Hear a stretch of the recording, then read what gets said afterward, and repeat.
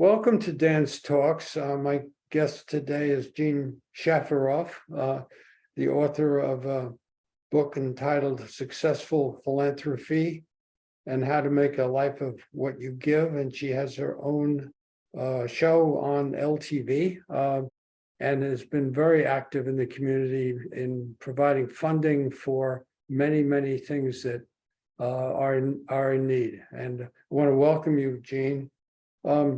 Thank you, Dan. Talk a little bit first about the book and when you decided you wanted to write one and what's in it and what does it tell people? Sure. Yeah. So I wrote a Successful Philanthropy, How to Make a Life by What You Give back in 2016. And I was actually approached by Hatherley Press to write this book a few years before. So it's not self-published, and they wanted me to write a book. I was very, very busy, very involved with the Southampton Hospital Gala, chairing it many times, and many other charities, and I didn't have the time. So finally, in summer of 2015, I stayed in New York City a lot and just wrote. And my husband would say, well, we have a home in the Hamptons. Why don't we go out and enjoy the weekend? I said, no, I have to finish the book. But it was a labor of love. And the premise of the book is that anyone can be a philanthropist. If you don't have the money, you can give your time and knowledge. However, if you have the money, I believe you have an obligation to give. That's the first part of the book. The second part of the book is the details on if you join a board, well, this will be expected of you.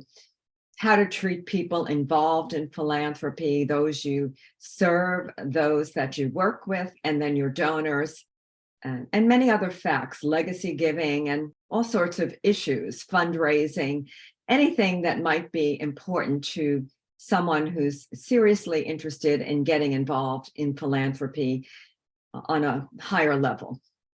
What brought you to become interested in philanthropy rather than something else? Well, it was a combination of things. I grew up on Long Island. My father was a school teacher, my mom a stay-at-home mother, and I attended 12 years of Catholic school where the nuns taught the importance of giving back.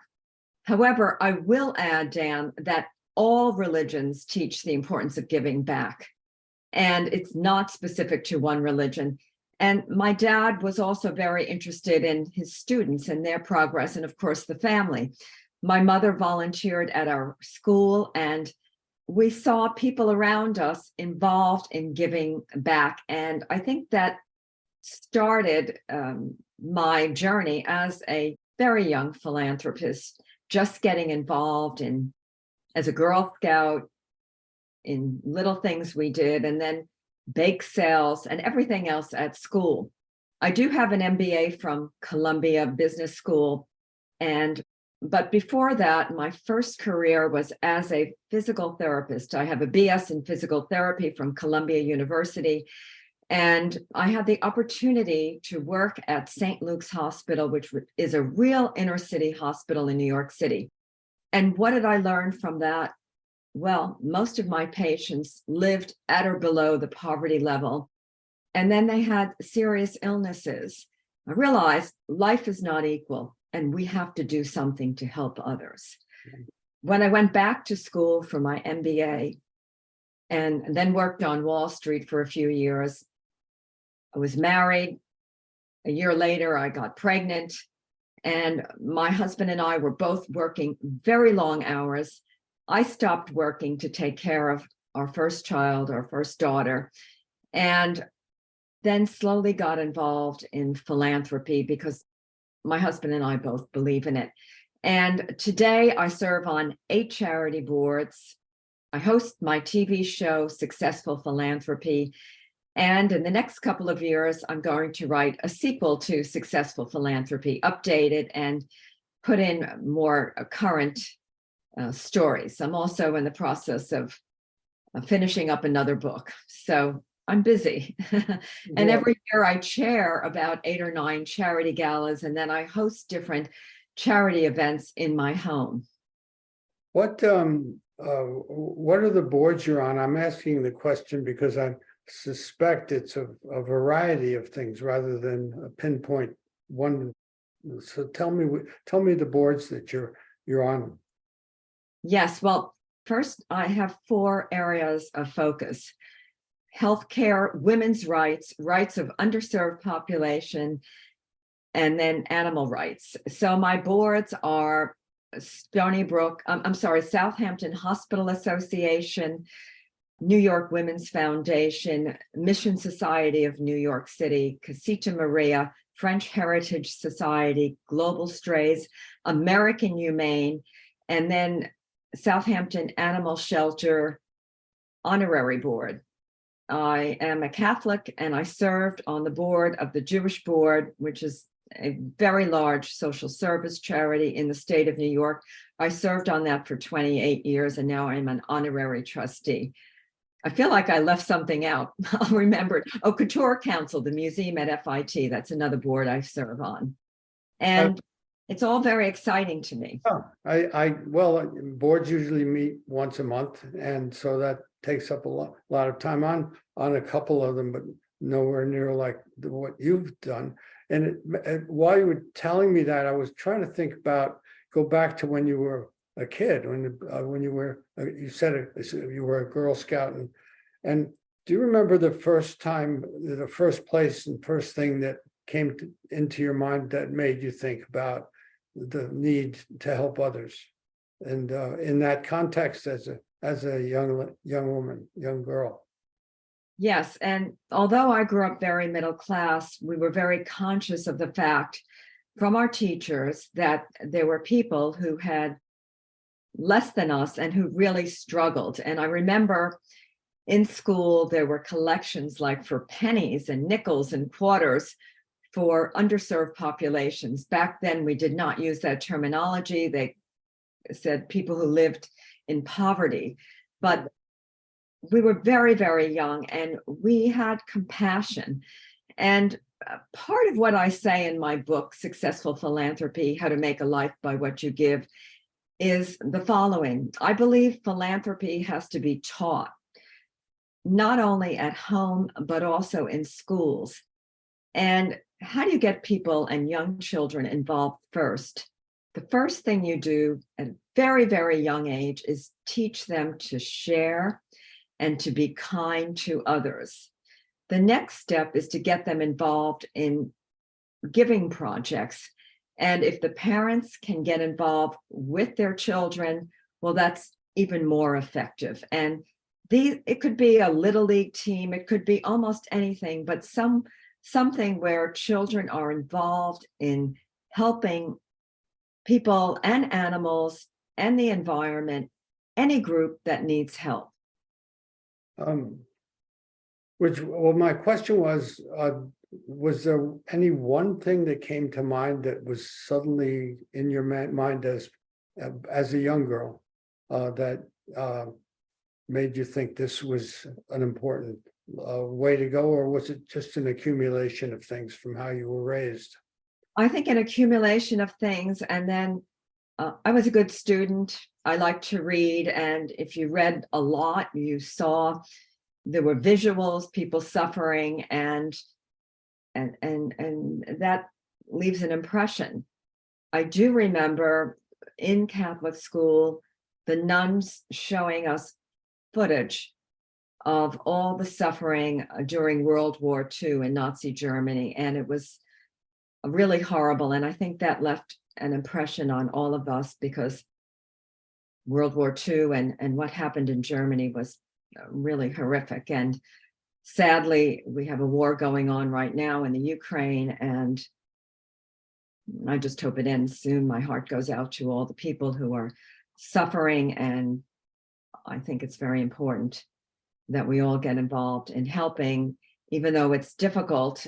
Our governments are involved, and it's very difficult, say, on social media to take a big stance, because, well, you get yourself in a situation where someone might go after you. So wars are very, very tricky, but human suffering is a horrible thing. So things like that. And then later on in life, I took different trips, once to Cambodia, and we visited orphanages and people that really lived in very dire conditions.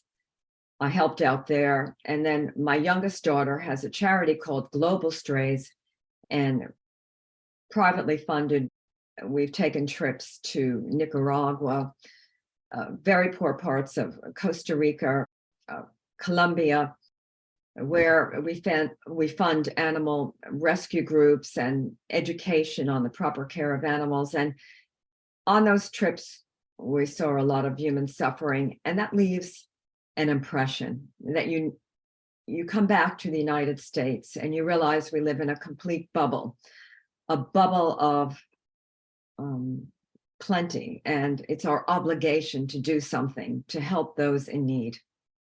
How you mentioned something I was struck by, which was about teaching this in schools, and it isn't right now. You know, all the classes and courses people take, nothing comes up like that. It may come up in your religion, or, you know, church or synagogue or whatever, but not in the schools. Did you ever think about how that might look, what someone would teach? How it would be seen? How would you see that in a school? Yes, well, right now, many private schools have community service requirements of high school students.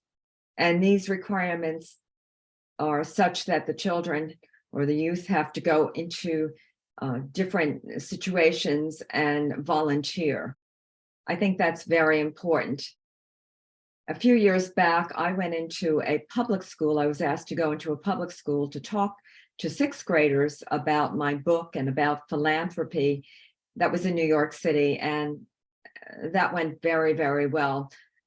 I think we have to have courses early on, or just community service projects for children, so that they learn about the importance of giving. And then, of course, the greatest role models in the world to young children are their parents. And if parents are involved in philanthropy and then get their children involved, it starts the cycle. Children learn by following and by seeing people actually doing. And of course, the teachers, if they teach this, it's very important too. Yeah, I wanted to talk about another thing, since both of us, I think, have been, but you far more than I, involved in fundraising, not fundraising, but galas and things of that sort. And I've often thought that there was a sort of similarity or cookie cutter quality to some of the galas, that you had someone would be honored, you'd have an entertainer. I mean, the idea is to make people feel good about themselves for having given. I mean, that's the goal. But I also thought, and maybe you could shed some light on it, of different kinds of ways to honor people than just having what we see right now, you know, which seems like, well, if you go see, we probably have like 3 or 4 fundraisers this week, you know, but they have a similarity to them. If you didn't know what it was for, you might not be able to figure it out until you actually got there and they explained it to you. But the things that go on is, you know, dinner, you know, and speeches, and then dancing, and it's sort of repetitive in many ways. And I wondered if you ever thought or experienced fundraisers that have broke the mold or were in a different way effective than the usual. Yes, well, first I want to clarify something about a fundraiser. Fundraisers are generally, or galas are put on to raise money, Right. and not to make people feel good about giving, but to raise money and then also to raise visibility about a cause. And I remember years back when I got involved with Southampton Hospital, it was because I read about their gala. And then I realized, well, what's the most important institution in the Hamptons to support? And in my mind, I said, well, it's the hospital, because without a hospital, people don't want to live in a community.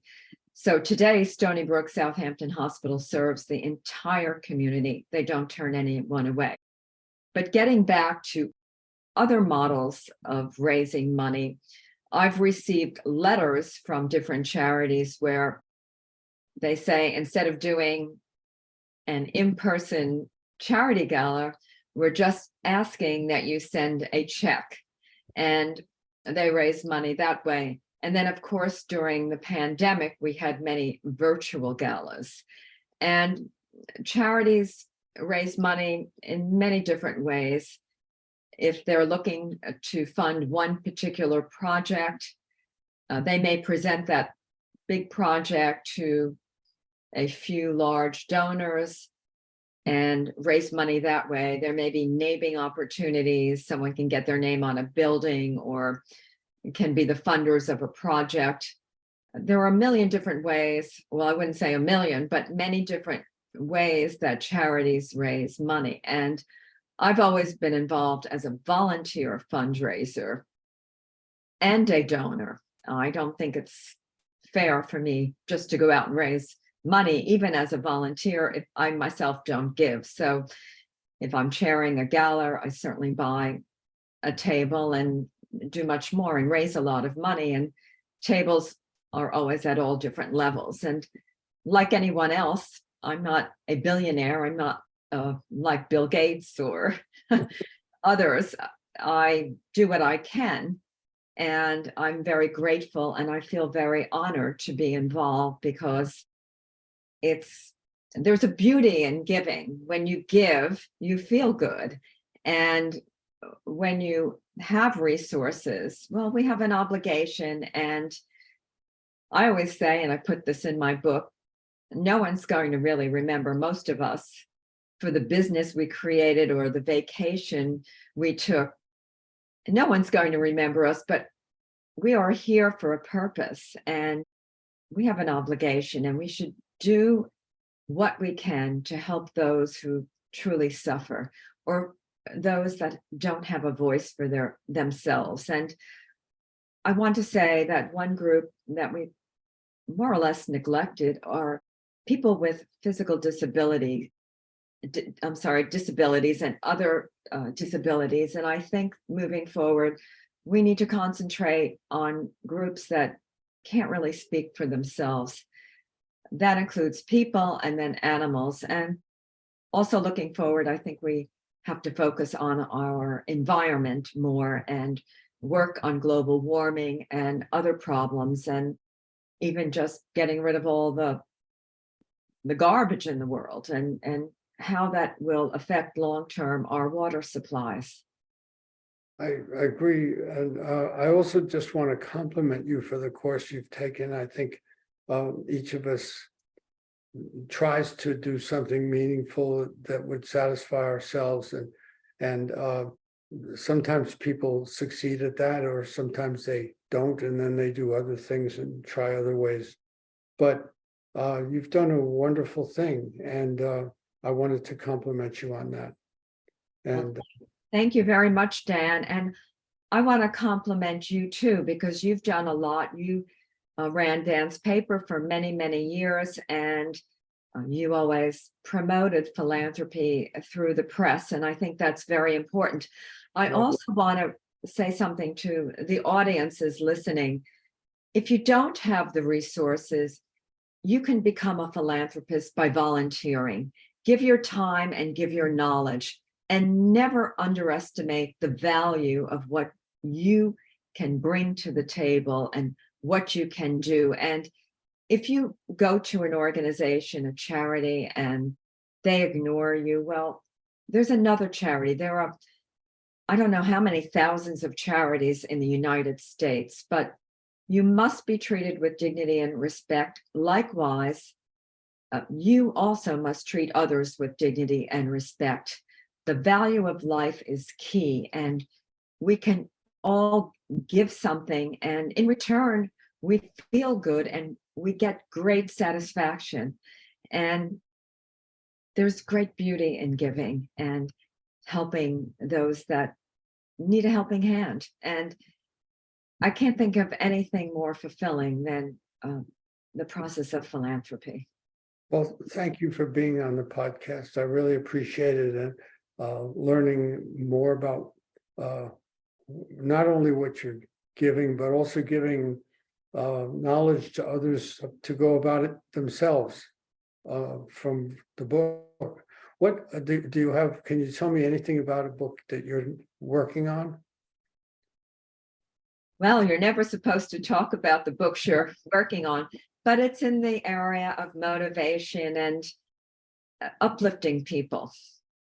Dan, I didn't mention I have a big social media following on Instagram where I have over 1 million followers, and my platform is all about philanthropy, positivity, and then fashion, which is a hobby of mine. And I just want to reiterate, philanthropy is key, but also remaining positive. Be positive about your life. And to parents, make sure that you give your children a sense of feeling good about who they are and what they're capable of doing. If you raise your children with a positive outlook on life and about themselves, they're going to thrive and flourish. Of course, they have to learn good work skills, honesty, and being nice people and good people. But positivity is really key. So I try to promote that through my Instagram, which is at Jean Shafiroff. And then I have another Instagram account, at Jean Shafiroff at work. I'm on Facebook and Twitter. And I just want to say, have a good time, enjoy your summer, but never forget those that truly need you. And it might be helping people you'll never meet, you'll never see in your life, but knowing that you've done something is a feel-good experience, and it changes this world. And thank you so much for this interview, Dan. Sure. Thank you. And I'll see you at the next fundraiser. I'm going to Longhouse tomorrow night. Maybe I'll see you there. You won't see me because I'm chairing the Southampton Animal Shelter Gala, which happens to be the same night. Yes, there's so many this weekend. Otherwise, I'd be at Longhouse, but as I've learned, you can't be in 2 places at once. Sometimes you can go to 3 or 4 different things, but when I chair a gala, you got it. That my undivided attention is focused on that gala. Well, thanks again, and I'll see you soon as we keep running into each other too. Bye-bye. And thank you very much. Bye.